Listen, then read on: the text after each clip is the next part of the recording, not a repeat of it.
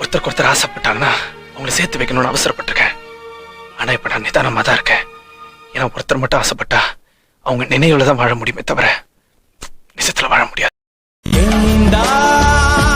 காதல் வளர்ந்தே அது ஏனோ என்னுள் புதைத்தே சுடரில்லாத தீயில் எரிகின்றேன்.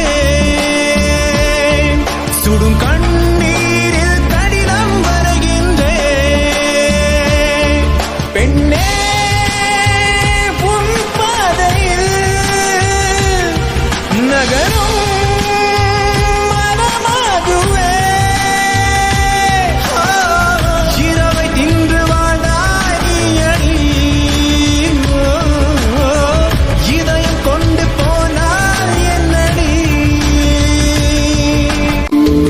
வார்த்தையொன்றிலே